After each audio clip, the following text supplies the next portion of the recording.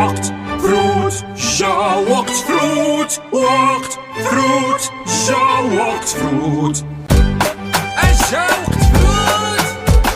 عصير مراكش جاب ليكم الجديد. فروت عصير بالفواكه غني فيتامين سي، يعطيكم النشاط اللي تحتاجوه كبار وصغار كل نهار. جا وقت فروت، جا وقت النشاط. جا وقت فروت جا وقت فروت. ونزيدكم الحجم العائلي ب6 دراهم فقط.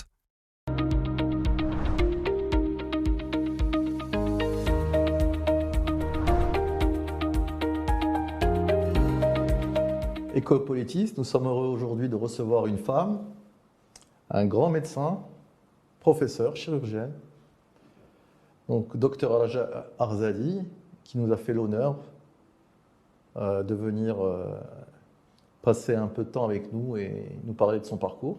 Donc cette émission, elle sera diffusée sur l'ODJ TV et sur l'ODJ Radio. Et nous allons en profiter pour poser la première question au professeur Arzadi. Professeur Arzadi, bonjour. Bonjour. Je suis heureux de vous recevoir. Vous êtes une femme emblématique de la médecine au Maroc. Vous êtes chirurgienne et vous êtes chirurgienne cancérologue du sein. Avant d'entrer dans le vif du sujet, dans votre formation, dans votre parcours, j'aimerais d'abord que vous nous parliez un peu de votre jeunesse. Et de vos études. D'abord, merci pour votre invitation à cette émission prestigieuse que j'apprécie beaucoup.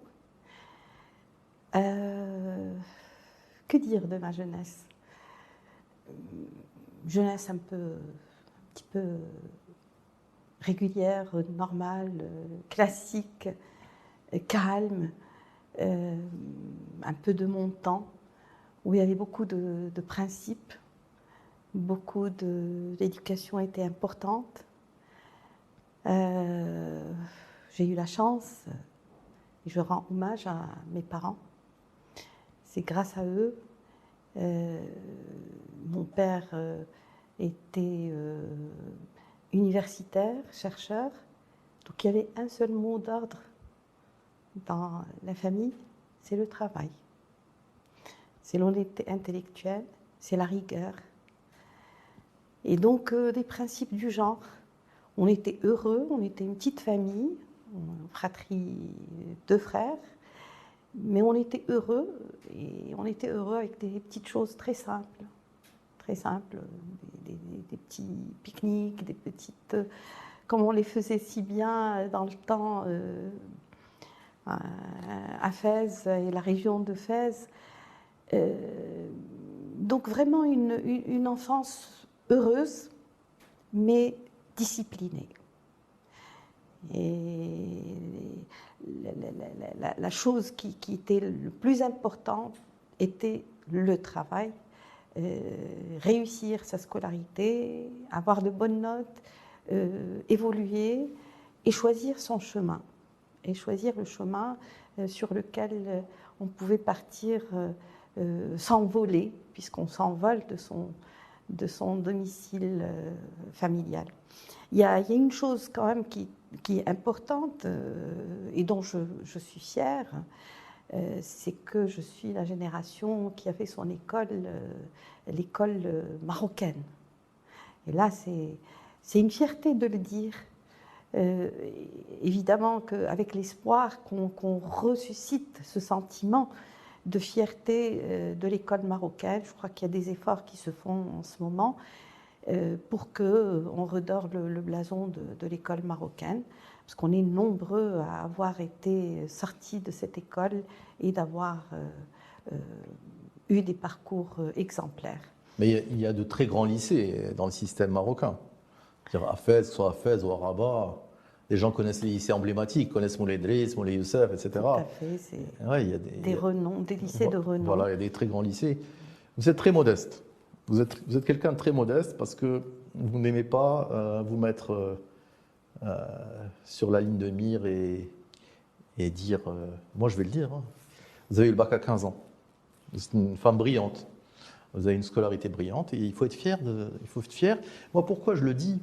C'est parce que quand j'invite une femme comme vous, je veux qu'elle suscite des vocations chez les jeunes filles, qu'elle croient en elles, parce que moi je suis profondément féministe, qu'elle croient en elles, même pour les jeunes hommes. Mais quand ils voient une femme comme vous, bac à 15 ans, qui a fait l'école marocaine, qui est devenue chirurgien, c'est-à-dire, c'est le nec le plus ultra de la médecine, hein, c'est chirurgie, c'est comme avançante au football, quoi. C'est quelqu'un qui fait la différence à un moment donné, qui sauve des vies. Et vous sauvez des vies, vous opérez des femmes, sauvez des vies. Vous êtes peut-être dans le fléau médical qui touche le plus de femmes et dont beaucoup de femmes meurent. Et vous êtes modeste. J'apprécie cela. C'est rare au Maroc de trouver quelqu'un autant brillant que modeste. C'est votre cas. Donc, après votre baccalauréat, qu'est-ce que vous avez fait? Vous avez parlé de modestie. Peut-être je reviendrai au baccalauréat, mais c'est un métier où il faut être humble. Il faut vraiment être humble parce qu'on ne sait jamais sur quoi on va tomber, on ne sait jamais comment on va s'en sortir. Et puis, il faut être humble devant la douleur des autres, devant la déchéance humaine. La déchéance humaine. Je suis dans les cancers, c'est des moments très durs pour le patient et même pour moi-même, pour le médecin qui traite. Et puis, la chirurgie, on développe une certaine empathie. On a besoin de cette empathie pour pouvoir traiter, pour pouvoir comprendre l'autre, pour pouvoir acquérir sa confiance. Vous savez, quand quelqu'un vous donne son corps pour être opéré, c'est l'extrême confiance. Ça, il ne vous donne pas sa voiture ni son livre, il vous donne son corps. Et donc, avec ça, il faut vraiment être outillé, il faut faire le maximum et il faut vivre avec lui pour le sortir du tunnel où très souvent il s'engouffre, ces patients. Donc ce trait de caractère, je pense qu'il est un peu inné, mais surtout, vous savez, la génétique, il y a l'épigénétique, on l'acquiert avec le temps d'être humble parce que les tuiles peuvent tomber sur nos têtes à n'importe quel moment et donc il faut savoir les gérer et correctement. Voilà. Voilà, c'est en fait l'humilité, ça va souvent de pair avec l'intelligence. C'est-à-dire plus on est intelligent, plus on est humble. Et là, vous voulez faire preuve d'humilité devant la difficulté de votre métier, un métier difficile. Vous réussissez pas tout le temps. Exigeant. Exigeant, c'est pas un métier où on réussit tout le temps, c'est un métier où il faut être en forme sur le plan physique et psychologique. Et puis c'est un métier où on doit se former tout le temps, parce qu'il faut connaître les nouvelles techniques, il faut être à l'écoute des nouvelles technologies. Et ce qui m'intéresse, moi, c'est, au début de cet entretien, c'est la construction de ce parcours. C'est-à-dire qu'aujourd'hui, vous êtes professeur, agrégé, connu et reconnu. Moi, je veux connaître les différents jalons, pour moi et pour tous ceux, et toutes celles et tous ceux qui nous écoutent, parce que moi, ce que j'aime, c'est les parcours d'exemplarité, pour dire que c'est possible. C'est parce qu'on est au Maroc, un pays en voie de développement, un pays pauvre, un pays où il y a beaucoup de contraintes, mais on peut réussir dans son métier formidablement si on fait preuve de ténacité, de travail, de rigueur, etc. Et c'est pour ça que je veux connaître les différents jalons, les milestones, comment vous avez fait pour avancer dans ce parcours. Mais je crois que pour avancer, il faut d'abord avoir un rêve. Ça commence par un rêve. Et ça a commencé par un rêve chez moi. Déjà très, très, très petite. Et puis après, il faut s'outiller pour ce rêve. Et il faut la persévérance. Parce qu'aucun chemin n'est facile. Aucun. Aucun métier n'est facile. Et aucune route n'est sans embûches. Donc il faut avoir une persévérance, il faut croire en ce qu'on veut, à ce qu'on fait, et puis savoir rebondir à chaque fois qu'on a cette difficulté. Le rêve a démarré très tôt chez moi.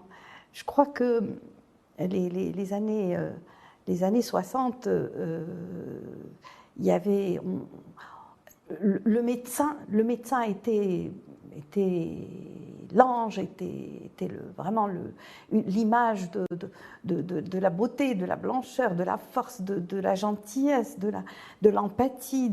C'est un métier noble. C'est un métier noble, Bien de sûr. sauveur. Bien sûr.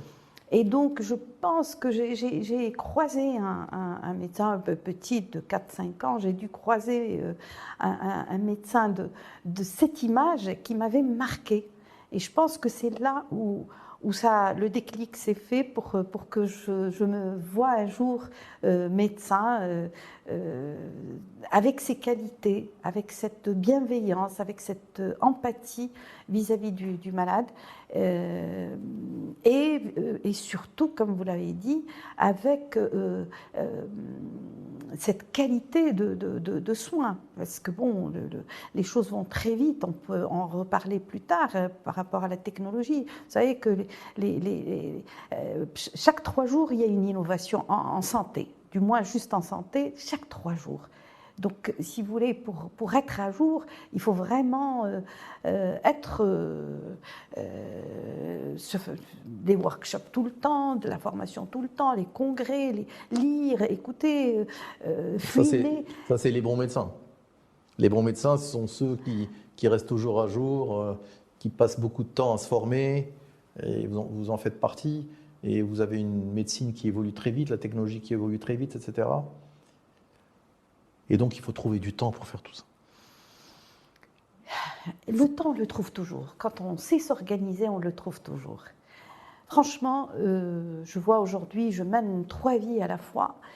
C'est un problème d'organisation et de force de caractère, de persévérance et de qualité de rendu. Quand on se suffit du moyen ou même un peu moins que le moyen, évidemment que le temps paraît long, on peut tomber dans la routine, on peut tomber dans... Mais quand on veut toujours, on est toujours dans les challenges, des défis, croyez-moi, on peut faire beaucoup et on peut donner beaucoup. Et c'est comme la boule de neige. La satisfaction, c'est comme une boule de neige. Ça va. Plus vous donnez, plus vous faites, plus vous avancez, plus votre boule de neige devient plus grande. D'un côté. De l'autre, il faut savoir quand même se débarrasser des superflus. Bien sûr. C'est comme ça. Il y a un temps mort chez chacun.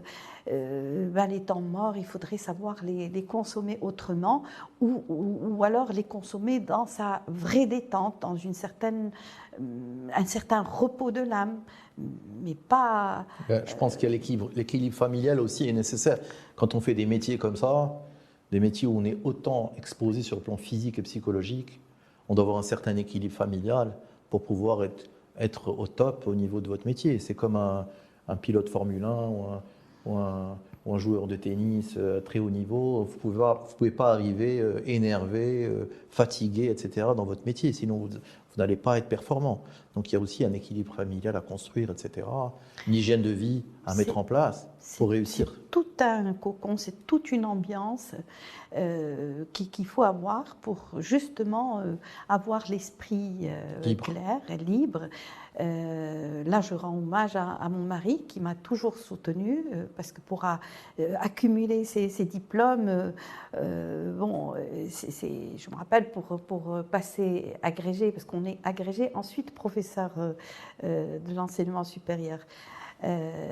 Pour passer l'agrégation, j'ai presque pas vu le ciel pendant 1 an.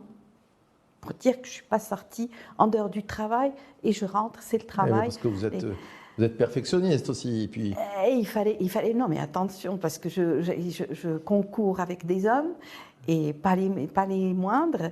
Et je crois qu'une femme, on regarde un peu plus ce qu'elle fait, on est un peu plus exigeant. Mais vous avez été major.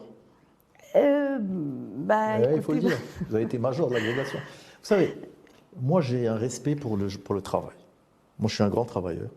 Et donc j'ai un respect pour le travail, pour les gens qui travaillent. Donc quand je vois une femme s'est battu, qui est arrivé à être agrégé dans un milieu d'hommes, de mandarins, d'hommes, où on ne regarde pas facilement une femme qui arrive et qui fait sa place, qui est agrégée, qui est major de promotion, après qui est chirurgienne, après qui travaille des années dans le public. Mais il faut être fier. Il faut être fier de cette femme-là. Il faut qu'elle soit fière d'elle aussi. Les miens sont fiers de moi. Ouais, tout le monde doit être fier de vous, pas que les vôtres. Tout le monde. Moi, je suis fier de vous. Je vous découvre et je suis fier de vous. Donc, c'est formidable. Et je veux revenir un tout petit peu en arrière. Avant la grecque, je veux qu'on parliez de vos études de médecine. Ça m'intéresse. Vos études de médecine, comment ça s'est passé? Où est-ce que vous avez fait médecine, etc. Alors, mes études de médecine, là aussi, je suis fière de le dire. J'ai fait ma médecine à Rabat. C'est la faculté, la première faculté marocaine. Donc, j'ai pu bénéficier des cours et du compagnonnage. Parce que dans la médecine, c'est pas que les livres, les cours. Non, c'est le compagnonnage. Comment le comportement de votre maître, comment il se comporte devant l'urgence, devant le cas, devant... il y a des choses qu'on n'écrit pas. Et ce compagnonnage insiste, parce qu'aujourd'hui, je voudrais quand même qu'on revienne à ces bases d'apprentissage du métier. J'étais toute fière d'avoir des grands maîtres comme mon maître, le professeur Tounsi, le professeur Mahouni, le professeur Benihia, Allah yarhamou, le professeur Bilmahi et d'autres, le professeur Sharqawi. Tous ces maîtres-là qui étaient fiers, eux, de former une femme chirurgienne, qui encourageaient, on le sentait, qui étaient très exigeants avec moi. Et je savais que j'étais dans un milieu masculin. Déjà, la chirurgie, c'est un mythe. Hein. Le bloc opératoire, c'est un mythe. C'est une bulle que ne connaissent pas beaucoup de monde. On n'y pénètre pas facilement. Seul le personnel. On ne peut pas visiter un bloc opératoire comme on visite un jardin ou j'en sais rien. Donc, il y a tout un mythe autour, il y a un langage particulier, il y a des codes particuliers. Un rituel. Il y a un rituel, il y a des moments de joie, il y a des moments de tristesse, il y a des moments de pénibles, il y a des moments où il y a de la colère. Donc, et c'est encore une fois des codes. Des codes, c'est pour ça que je disais, les chirurgiens, côté communication, bon, on n'est pas, parce que très souvent ça va très vite et il faut prendre la décision très vite. Vous savez que des fois, à la seconde près, si vous décidez à droite et que c'est à gauche, eh ben, vous avez une vie entre les mains et ça peut donner des choses qu'on ne souhaite pas. Et c'est à n'importe quel moment, jour et nuit. Et les urgences, très souvent, n'arrivent que le soir, enfin beaucoup le soir. Donc, il faut être vraiment d'une certaine force mentale et physique, évidemment, mais surtout mentale, pour pouvoir absorber toutes ces difficultés. Parce que vous avez à gérer, vous allez être responsable de toute une équipe autour de vous, une moyenne de 10 personnes autour de vous, au bloc opératoire. Vous êtes responsable, donc vous devez avoir les yeux derrière, à droite, à gauche, et ce que vous faites. Vous êtes le leader. Le leader, mais il faut savoir fédérer. Ouais. Il faut savoir tenir avec une main. Souvent, on m'a titré une main de fer avec un gant de velours. Parce que bon, c'est des gens aussi qui sont sous pression. Il faut leur rendre hommage. C'est des gens qui, des fois, la surprise d'une opération, d'un cas. Donc, il faut que tout de suite, tout le monde rebondisse, réagisse, ajuste les aiguilles. Tout ça, c'est très très vite des fois. C'est très très vite. Alors en plus, dans une matière qui s'appelle le cancer, on peut revenir dans nos discussions par rapport à ce fléau qui explose en ce moment. C'est très complexe. C'est encore beaucoup plus complexe. Parce que ce n'est pas une histoire, vous allez ouvrir, vous allez retirer. Ça prend partout, ça s'accroche à des choses, à des éléments vitaux. Donc, si vous voulez, c'est pas toujours facile. Et il y a des moments de stress énormes, hein, vraiment, où toute l'équipe est stressée. Évidemment, le leader de l'opération doit absorber ce Bien stress sûr. et ne doit pas le répercuter sur l'équipe. C'est pour dire que c'est un très beau métier, très très beau, qui donne des joies énormes. Quand vous avez le sourire de quelqu'un que vous avez sauvé, ça n'a pas de prix. Bien sûr. Ça n'a pas de prix, vraiment. C'est Ça vous fait oublier tous les efforts, tout le les stress. efforts. Tout Vous ce que vous avez- savez, j'étais pendant très longtemps, pendant 25 années, à l'hôpital avec les gardes. Alors, quand vous avez un accidenté heurté par un train et que le lendemain vous le trouvez avec un sourire, mais je peux vous dire qu'on a des larmes de joie d'exception. Aucune chose ne peut vous donner une joie pareille, parce que avoir sauvé cette vie, avoir sauvé des vies, c'est quand même des Ouais. milliers de personnes que j'ai eu à opérer. C'est formidable. Mais aussi, il faut garder la tête haute, froide, parce que vous avez toute l'équipe à côté. Et parce que vous avez en face ce patient qui lit dans vos yeux, qui lit dans le clignement des cils. Il comprend, est-ce que ça a marché, ça n'a pas marché, surtout avec les cancers. Est-ce que vous avez gagné la bataille ou pas? Est-ce que... Vous savez, c'est des questions auxquelles on est confronté au quotidien. Mais Il y a la qualité de la formation, il y a le caractère et l'expérience. Il y a la gestion du stress, il y a la gestion de l'équipe, il y a les équipements. c'est beaucoup de Il y a choses la qualité à de la fois. l'environnement, la qualité de bloc opératoire. Tout ça, ça entre en jeu. Effectivement, on a droit à quoi? À de la douleur, à la vie, la mort, le sang, les pénibilités des autres, la peur, l'angoisse du patient. Et il faut gérer tout ça. Il faut gérer tout ça. Mais Maintenant, j'ai appris avec le temps.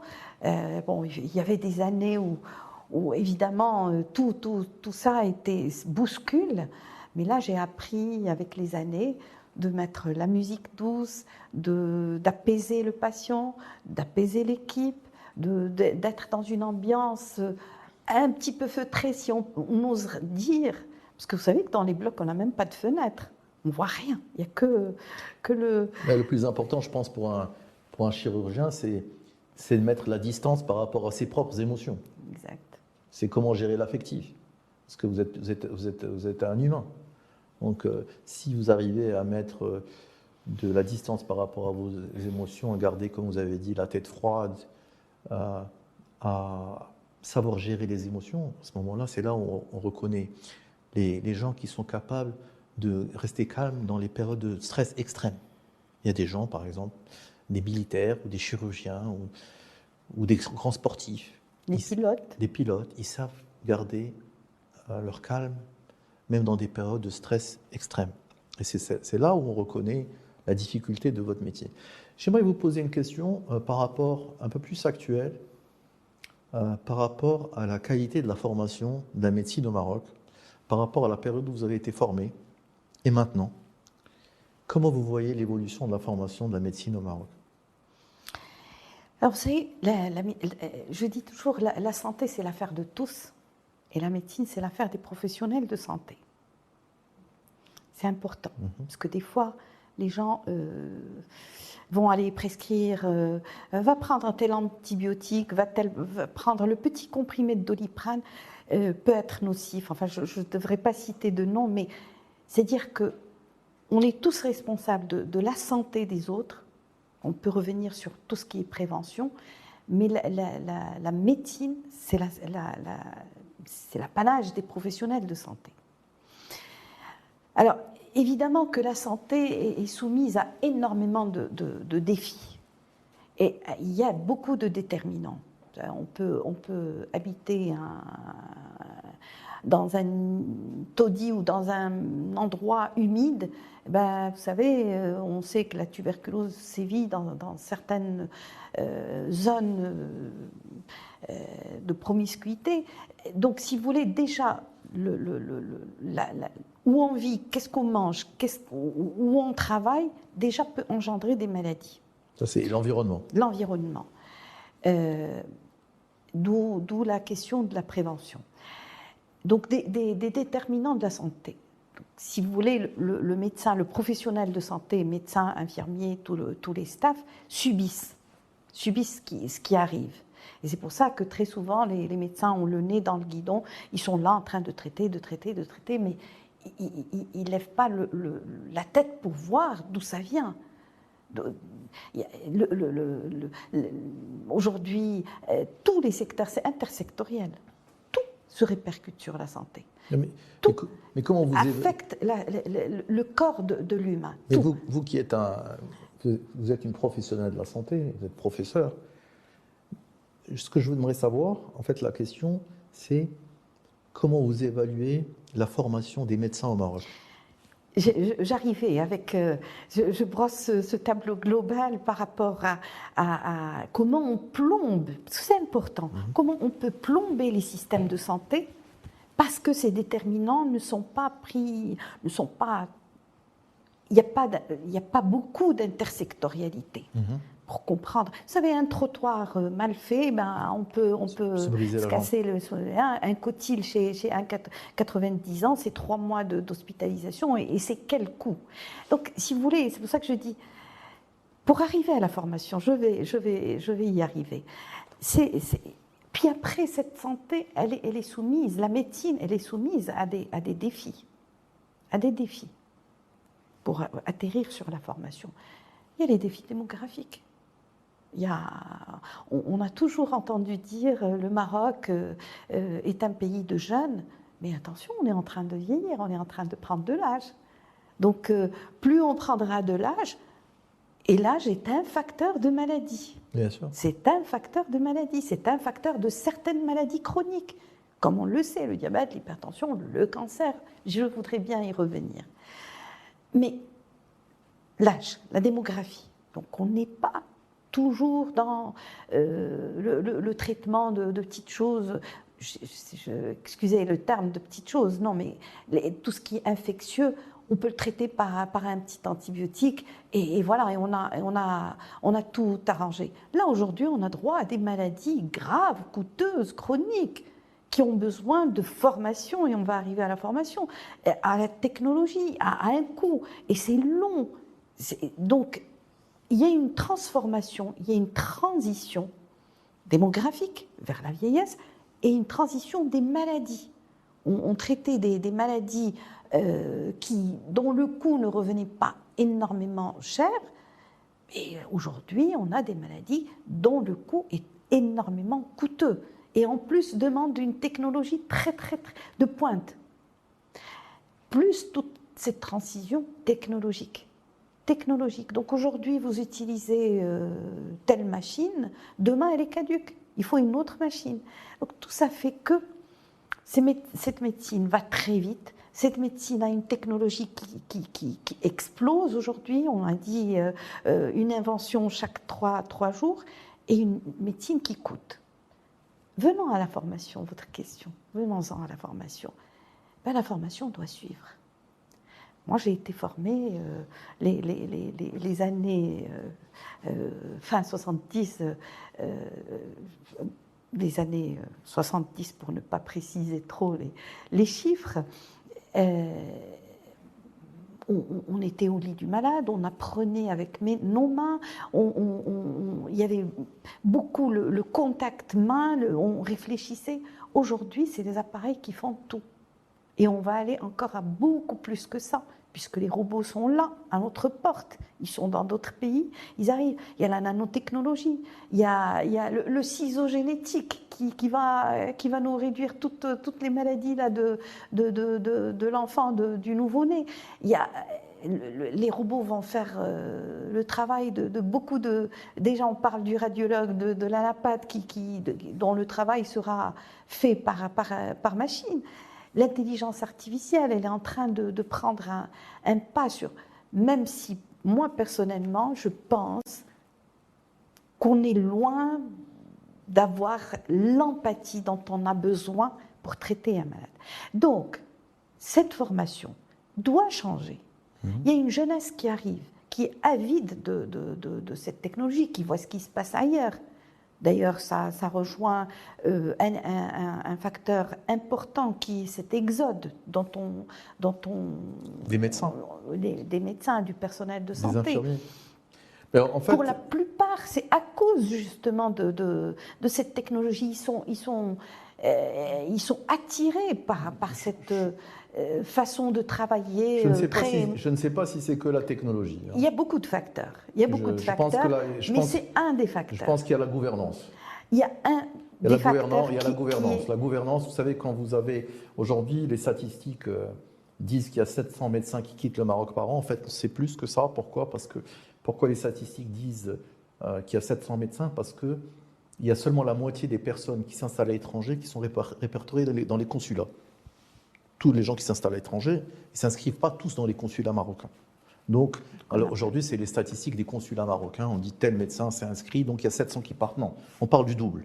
Aujourd'hui, on a plus de 1000 médecins qui partent. Il y a une fuite. Il y a une fuite. Il y a aussi la fuite des infirmiers. Aujourd'hui, les écoles, même les écoles privées d'infirmières, vous avez des promotions, même des écoles privées. Elles vont au Canada, elles vont en Australie, elles vont en France, elles vont en Allemagne, elles vont partout.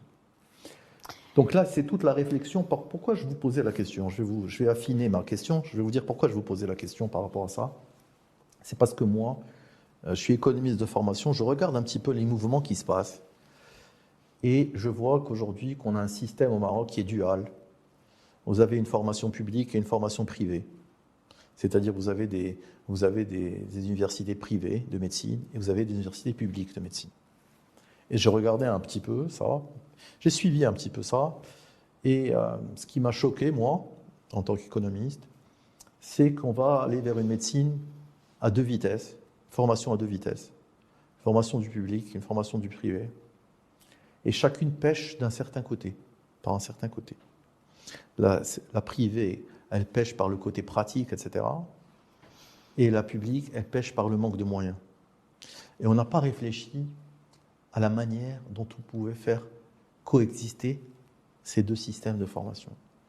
Et on est en train de fabriquer une médecine censitaire où si vous n'êtes pas riche, si vous ne pouvez pas payer 120 000, 150 000 dirhams de frais de scolarité par an dans les universités médicales privées, vous ne pouvez pas y accéder. Et on n'a pas fait un système de bourse, il existe mais très réduit. On aurait dû faire un système où l'université privée, sur deux personnes, il y a un boursier et un qui paye. Et celui qui paye, il paye aussi pour le boursier.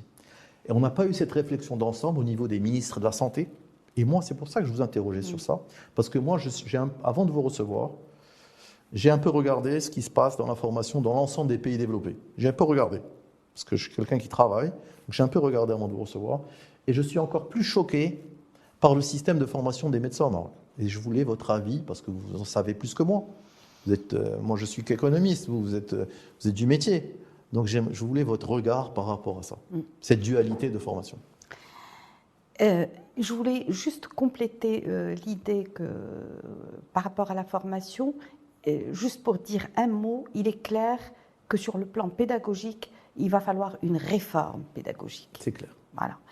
J'ai parlé de ces technologies, de ces défis, tout ça. Donc, on ne peut plus former nos médecins avec les mêmes outils par lesquels on a été formé des générations auparavant. Donc ça, sur le plan pédagogique. Vous savez que toute phase de transition est une phase ni noire ni blanche, elle est grise. Bien sûr. Et toute phase de transition, on cherche l'équilibre. Et je pense qu'aujourd'hui, on est dans cette phase de transition, un peu sur beaucoup de sujets, mais sur ce sujet particulièrement. Et je pense que rapidement, on va, ce que vous dites là, il y a beaucoup de gens qui le remarquent, qui le voient, qui le vivent. Très rapidement, je pense que ce partenariat public-privé, qui est prôné sur beaucoup de secteurs, pas que le secteur de la santé, mais dans le secteur de la santé, il est primordial. Que ça soit par rapport aux soins, donc la finalité des professionnels de santé, que ça soit en amont par rapport à leur formation. Parce qu'il ne faut pas oublier qu'au niveau de la formation, il y a les formateurs, on n'en parle pas beaucoup. On ne parle pas beaucoup des formateurs. Avant de parler du produit, c'est-à-dire Bien sûr. les former, mais les formateurs sont en manque. C'est peut-être aussi une des origines de tous ces problèmes. Il y a eu une débâcle alors soit que ceux qui sont partis à la retraite, soit que ceux qui sont sortis au privé, et puis on s'est retrouvé avec un manque de formateurs. Donc là aussi, il y a une réflexion à faire à ce niveau pour pouvoir recapter ces formateurs pour pouvoir, les générations qui arrivent, avoir cette formation solide, ancrée. Il y a un manque de formateurs et il y a un manque de médecins. Puisqu'on sait qu'il y a un gap de médecins. C'est-à-dire qu'au Maroc, si on regarde par rapport aux statistiques de l'OMS, etc. On est au quart. Voilà, on est au quart à peu près, grosso modo. On est loin. Au quart. On est loin.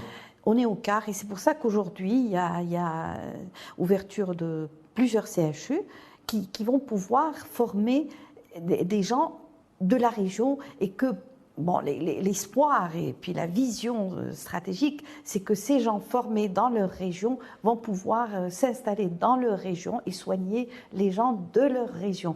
Donc, si vous voulez, il y a quelque chose de très positif dans cette histoire. Maintenant, comme je vous ai dit, c'est une phase transitionnelle. Et donc, il y a des difficultés. Et quand vous parlez de CHU, on a l'impression que c'est le public, le secteur public, qui tient le lead au Maroc en termes médicaux, alors que ce n'est pas le cas. Aujourd'hui, on voit une avancée de la privatisation de la santé. On le voit. On voit des groupes privés qui sont cotés en bourse, on voit des partenariats entre des pays étrangers et le Maroc, et certains veulent investir et créer 50 cliniques au Maroc.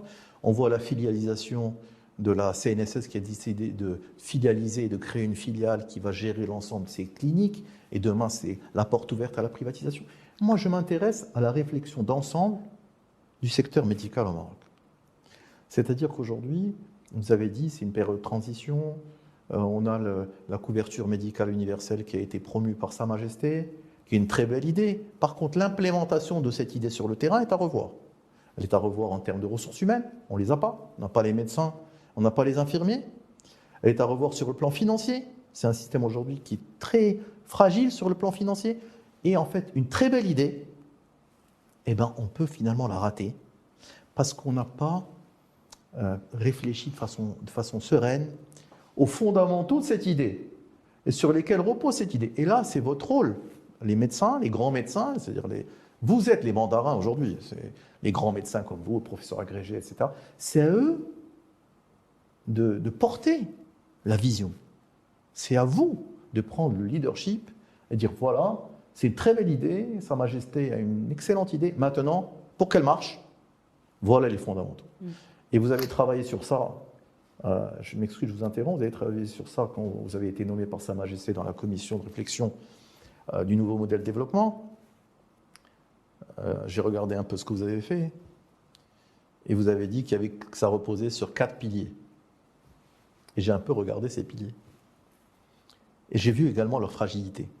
La fragilité en termes de ressources humaines, en termes de formation, la fragilité en termes de secteur industriel pharmaceutique, la fragilité en termes de réflexion stratégique à 20 ans, 30 ans.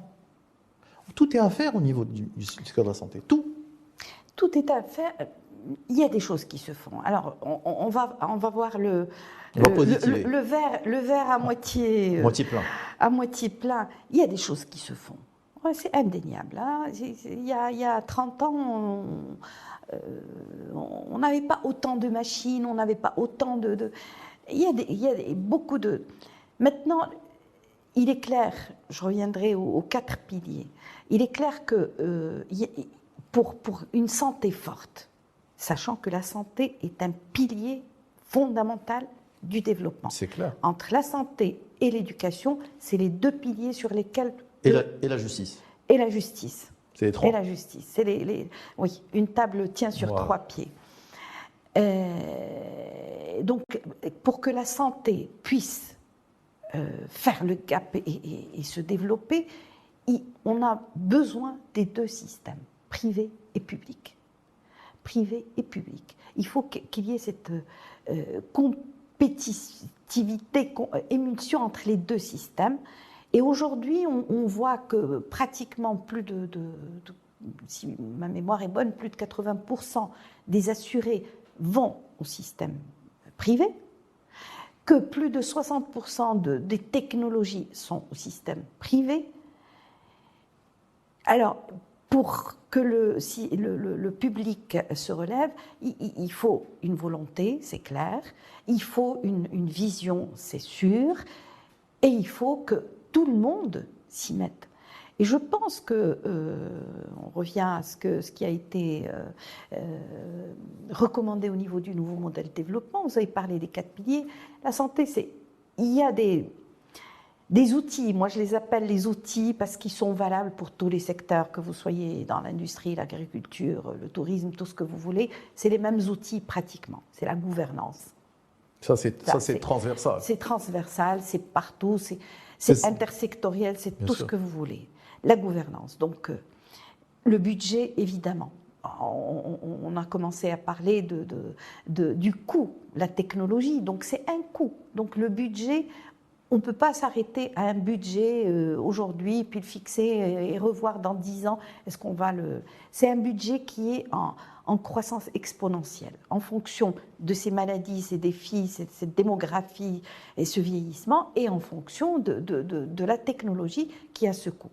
Donc ça, c'est des éléments obligatoires. La digitalisation, pour moi, c'est un outil qui va nous permettre d'éviter ce va-et-vient de quelqu'un qui vient de 300 km pour son rendez-vous. Il arrive, ah non, tu n'as pas le rendez-vous, reviens la semaine prochaine.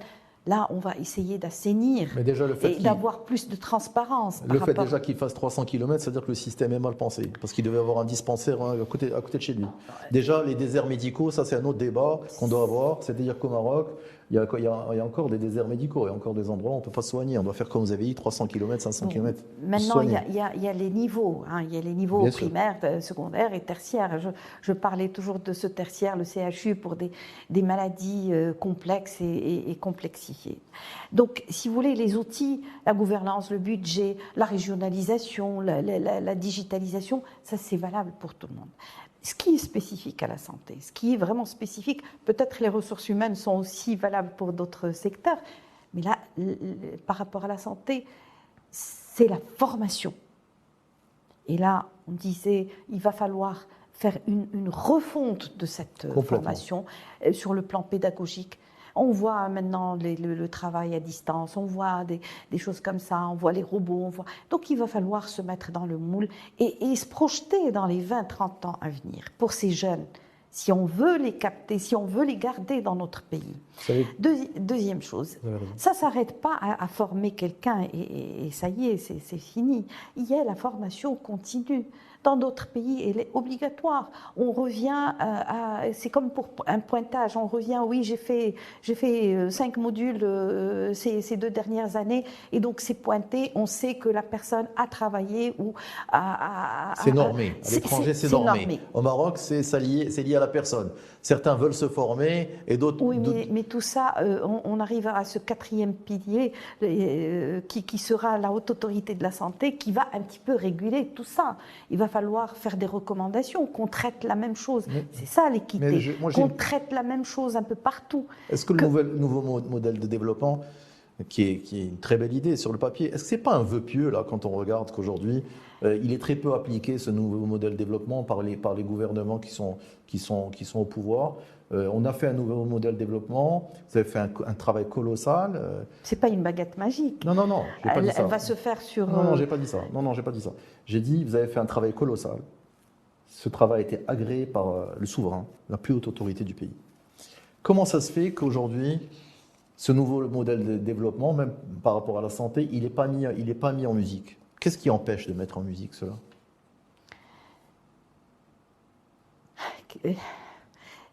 Alors, alors, il ne faut pas qu'on soit... J'ai insisté sur ensemble, on le construit. Bien sûr. Ensemble. Bien sûr. Ce n'est pas une question de gouvernement seul ou de parti seul. Non, c'est tout le monde.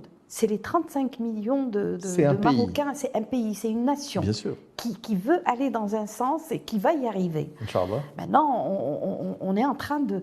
Les choses se mettent en place. Moi, je pense qu'il y a beaucoup de choses qui se mettent en place. Non, mais moi, j'ai pas dit ça. Beaucoup de choses. Non, moi, j'ai pas dit ça. Moi, j'ai un regard extérieur critique. Moi, je suis pas médecin. Moi, je suis économiste. Donc, moi, j'ai un regard extérieur critique. J'ai regardé les 4 piliers. Je dis, OK, très bien. Tout ça, c'est très joli. Maintenant, on fait comment pour mettre ça en place? Avec quels moyens? Avec quels hommes? Avec quelle vision? Surtout que 2/3 des médecins en formation veulent quitter le pays. 2/3, statistique officielle. 2/3 des médecins en formation, leur but, c'est, une fois diplômés, de partir. Comment on va faire marcher ça? Comment on va réformer la santé si on n'a pas les hommes, si on n'a pas les médecins? C'est un truc de base. Comment rester attractif par rapport à ces jeunes médecins formés? Comment les rendre épanouis? Comment faire en sorte qu'ils restent au sein de leur pays, qu'ils ne quittent pas? C'est compliqué, c'est des choses très compliquées. C'est complexe et c'est multifactoriel. Bien sûr. Il y a même des gens qui vont partir, pas toujours pour des raisons financières, donc il y a multiples raisons. Les 4 piliers, encore une fois, basés sur les ressources humaines, comme tous les secteurs, les ressources humaines, leur formation, j'insiste beaucoup sur cette formation avec une nouvelle pédagogie, de nouveaux outils, les former pour le futur médecin, le futur hôpital, pour les futures maladies, parce qu'il y a des futures pathologies qui vont arriver, qui sont insoupçonnables aujourd'hui avec ces changements climatiques et tout ça. Là, c'est insoupçonnable ce qui va arriver. Mais qui aurait pensé que le Covid existerait? Le Covid, lui, il est venu, il a donné un coup de fouet à tout ça, il a mis à nu, et il a quelque chose de positif, puisque aujourd'hui, la santé est devenue une priorité. Ça a permis la prise de conscience. Chez Covid, chez tout le monde. Chez tout le monde. La formation continue parce qu'on ne peut pas s'arrêter, les choses vont très vite. Les formateurs, j'ai dit qu'il y a un problème de formateurs parce que tout ce que vous dites, il y a derrière un formateur. On avait commencé l'émission en insistant sur ce terme compagnonnage. Oui. Compagnonnage. Donc, quel est ce compagnon dans cette formation, dans qui vous fait? Moi, je me rappelle très bien, mon patron, le tutorat. J'étais tellement en adoration, j'essayais même de mimiser les gestes qu'il fait. Pas que le savoir, mais de faire, tellement on était dans le compagnonnage, c'est-à-dire qu'on avait envie d'être cet exemple-là, ce patron-là, on espérait être un jour comme lui. Donc, les ressources humaines, mais il y a quelque chose, vous avez parlé des 4 piliers. Le deuxième pilier qui est très important et qui est relativement facile, relativement peu coûteux, et qui doit avoir une politique pérenne, continue, parce qu'on le fait aujourd'hui un petit peu de manière sporadique. C'est cette prévention. C'est cette prévention qui doit être sur tous les milieux, tous les âges, depuis fœtus, bébé, enfant, adulte, au travail, et le troisième âge dont on ne parle pas beaucoup, et qui sont le plus grand tribut de maladies. Donc cette prévention-là, si on fait une politique de prévention correcte et pérenne et agile, parce que les maladies changent, on va gagner 40% des budgets, des dépenses, 40% des maladies. Et donc, on va soulager ce système de santé. Même ces médecins et ces professionnels de santé, ces infirmiers, quand ils sont noyés, allez les voir dans les urgences.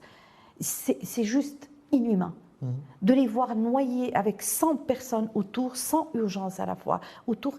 Que peut faire un médecin urgentiste de garde dans des conditions comme ça?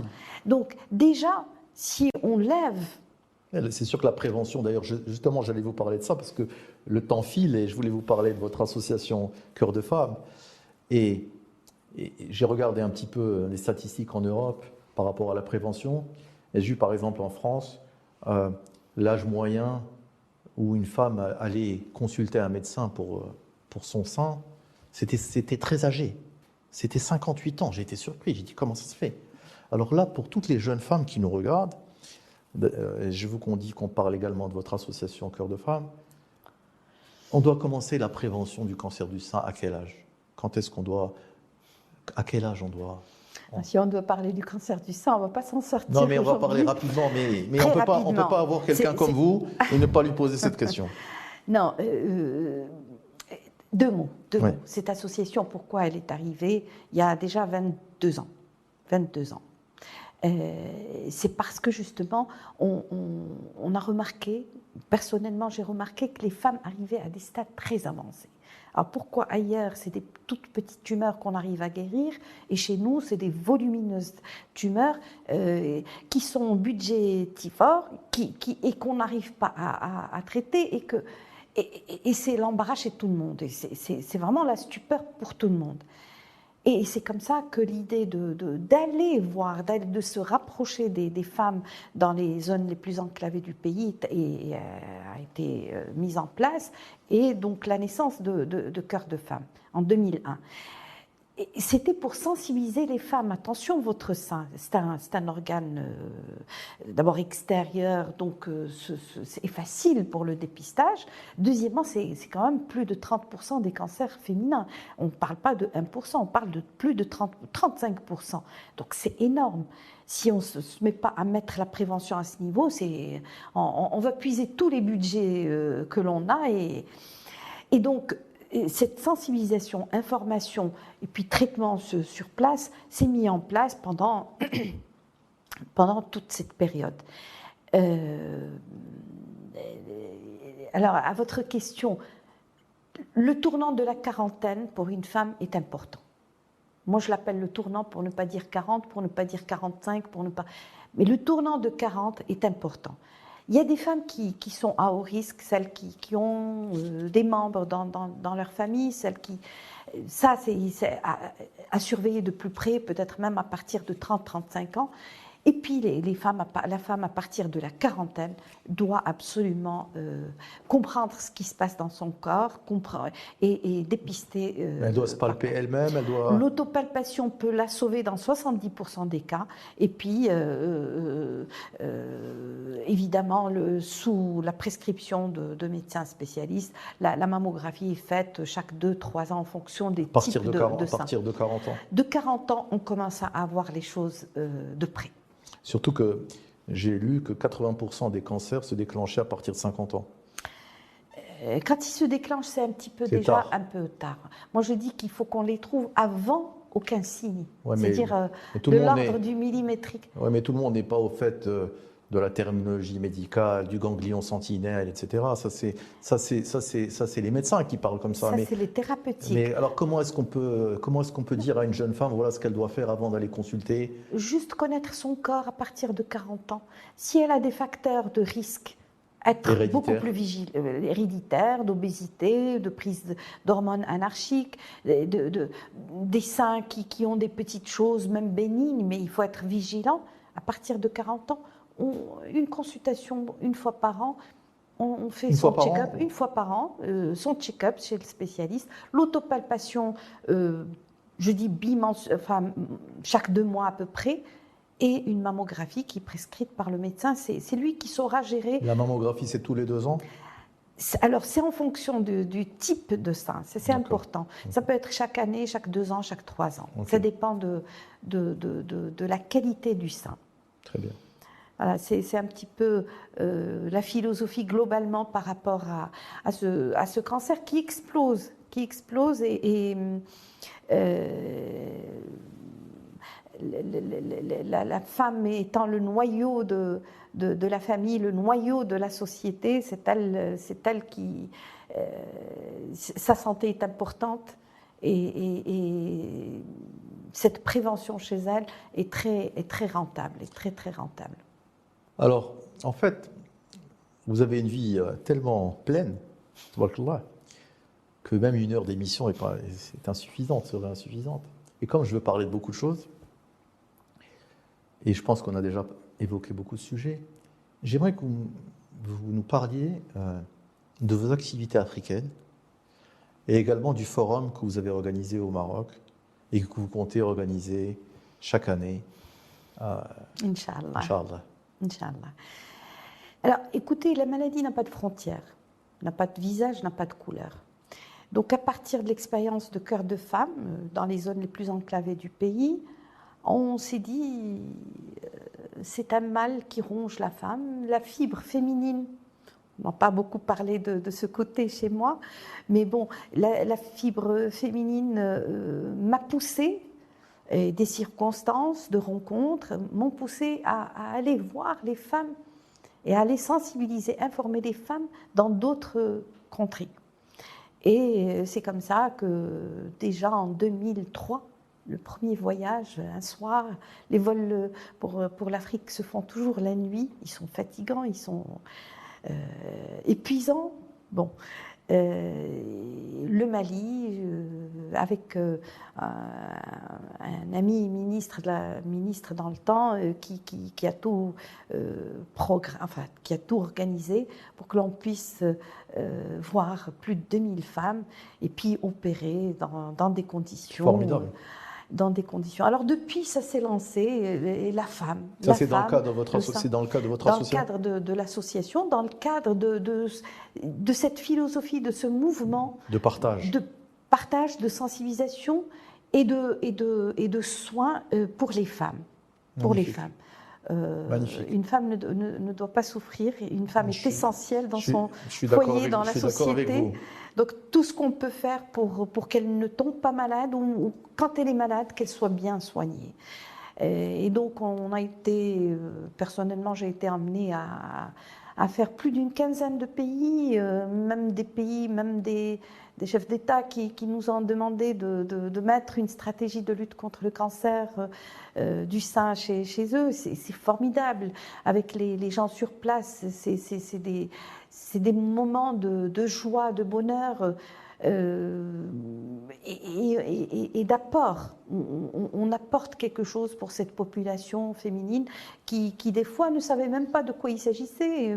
C'est une boule dans un sein, bon, c'est soit non reconnu, soit ignoré, soit on ne veut pas savoir ce qui se passe et on laisse évoluer. Alors que bon, quand on est plus informé, le traitement peut être plus efficace. Sur combien de pays vous avez? Une quinzaine de quinzaine de pays, pays, même étendus au Soudan, au Bangladesh, un peu partout, le Mali, Bravo. la Gambie.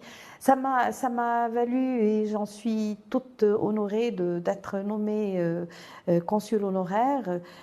C'est C'est une reconnaissance diplomatique. Une reconnaissance par rapport à toute cette diplomatie humanitaire, diplomatie sanitaire.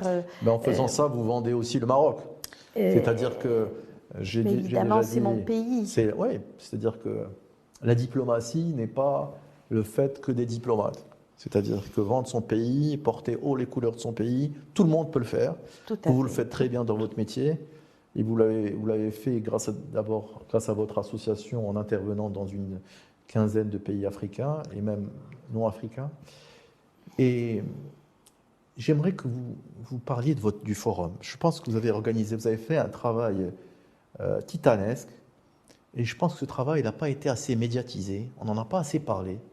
Il n'y a pas eu assez de relais dans la presse, etc., du forum que vous avez organisé. Et j'aimerais que vous nous en parliez. Alors c'est ce cumul de vies successives qui se cumulent. Chacune vient empâter le pas à l'autre, de chirurgien, de social, de humanitaire. Et puis là, c'est cette vision du global health. Et c'est le Covid un petit peu qui a déclenché tout ça, parce que bon, on a vu un petit peu avec le Covid la nécessité de refonte des systèmes de santé dans chaque pays, le nôtre. Et n'oublions pas toutes les avancées, toutes les grandes avancées qui ont été faites grâce à la vision éclairée de Sa Majesté le Roi, le CHU de Rabat qui se construit, le CHU de Tanger, l'usine de vaccins à Ben Slimane, la mise en place de l'AMO avec toutes les difficultés, mais qui vont qui vont se solutionner au fur et à mesure. Je reste optimiste. Tout ça fait que le Maroc aspire à devenir un hub de santé. Et on a vu avec le Covid, on a vu que les enjeux de la santé, les enjeux énormes de la santé. On a vu, au moment où les frontières se fermaient, on a vu des pays, vraiment, des pays qu'on pensait des géants et qu'on a vu s'écrouler, l'Italie, la France, on a vu comment le Maroc a géré avec beaucoup de sagesse et de protection de la population marocaine. Et tout ça a emmené... Mais ça, c'est pas que le secteur médical. Dans beaucoup de secteurs, je parle de la santé, donc voilà. C'est-à-dire que je veux dire, dans ce que je voulais dire, c'est que le Covid a été bien géré, mais c'est pas que grâce aux efforts du ministère de la Santé. On avait de gros efforts du ministère de l'Intérieur, il faut le reconnaître. C'est main dans la main qu'on peut avancer. Parce que le ministère de l'Intérieur, très souvent, on lui jette la pierre au Maroc, mais il a fait des très gros efforts pendant le Covid. Sans lui, rien n'aurait marché. C'était énorme de mettre en place cette discipline. C'était juste magnifique. Bien sûr. Et c'est un grand hommage à tous ceux qui ont contribué et à la population qui a été disciplinée. Et grâce au système d'information qui avait été mis en place par l'homme qui avait dirigé le nouveau modèle de développement. C'est Cheikh Ibn Moussa qui avait fait ça, quand il était ministre de l'Intérieur. Il ne faut pas l'oublier. Tout à fait. Et donc, cette aspiration à devenir un hub, il y a du travail derrière, et il y a du travail encore qui nous attend. Et on a vu les enjeux, les pays qui se bousculent pour être des leaderships en santé, la Russie, la Chine, beaucoup de pays parce que ce leadership en santé donnait un certain pouvoir. Ça fait partie du soft power. Et oui. C'est pour ça qu'aujourd'hui, la diplomatie de la santé s'installe un peu partout. Parce que un diplomate doit être un peu médecin et un médecin doit être un peu diplomate. Pour vous savez, les négociations pour les vaccins, déjà pour décider l'arrêt des frontières, enfin la fermeture des frontières, tout ça c'est de la diplomatie sanitaire, la négociation des médicaments. Tout ça a fait que la santé est devenue au devant de la scène. Et puis il y a les enjeux économiques énormes. La santé, les lobbies pharmaceutiques, c'est les plus forts au monde. C'est des mannes financières énormes. Avec l'armement. Énormes. Vous avez l'armement et la santé. L'armement vient en deuxième, la santé en premier. Oui, parce que vous savez pourquoi ? Parce que le lobbying de l'armement, il est souvent occulte dans les chiffres. Oui, le pharmaceutique, il est plus visible. Mais en tout cas, aujourd'hui, c'est une course. Il y a une concurrence pour le médicament, une concurrence pour le vaccin, une concurrence pour les professionnels de santé. On parlait de l'exode. Eh bien, il y a une concurrence. À chaque pays, comment il va attirer le maximum. Aujourd'hui, il y a un besoin mondial, de médecins. Donc, voilà, il faut une diplomatie pour qu'on recueille, pour qu'on fasse revenir nos médecins, nos chercheurs. Et c'est la mondialisation, toutes les professions mondialisées, les ingénieurs, les médecins, les pilotes de ligne, etc. Tout à fait. La mondialisation des maladies. Ouais. Là, aujourd'hui, et j'en arrive à ce forum, parce que la mondialisation des maladies, il va falloir réfléchir la gouvernance de cette santé mondiale de manière un peu plus homogène, un peu plus solidaire. Et il faut que chaque pays, mon pays, défende la santé de ses citoyens. Il y a des produits qui peuvent être nocifs pour nos citoyens. Il y a des maladies qui peuvent arriver. Il y a ces virus qui circulent. Donc tout ça exige une certaine, ce qu'on appelle communément diplomatie sanitaire, et on le fait très bien, et on le fera encore beaucoup plus, parce que ça va s'imposer beaucoup plus dorénavant. Et ce forum était une très belle plateforme où on a, avec des très hautes sommités, des très hauts responsables, que ce soit le commissaire de l'Union africaine, que ce soit le patron du médicament à l'Union africaine, un nombre important de ministres ou de ex-ministres de la Santé, le patron de l'OMS qui nous a fait l'ouverture, avec l'appui je lui rends hommage, notre ministre de la Santé, qui était là pour appuyer et soutenir le forum. C'était pas une démarche publique, ce forum, c'est une démarche privée. c'est pas public, c'est pas privé, c'est un Qui l'a forum. porté? Qui a porté ce forum? Avec un comité scientifique, on l'a porté, on a fabriqué l'architecture du programme, et avec l'Académie du Royaume qui nous a soutenus, qui nous a Formidable. mis la logistique qu'il faut pour accueillir ce forum qui était très bien réfléchi. Très très bien. Il y avait un panel sur tout ce qui est géopolitique de la santé pour comprendre pourquoi l'Afrique reste en retard.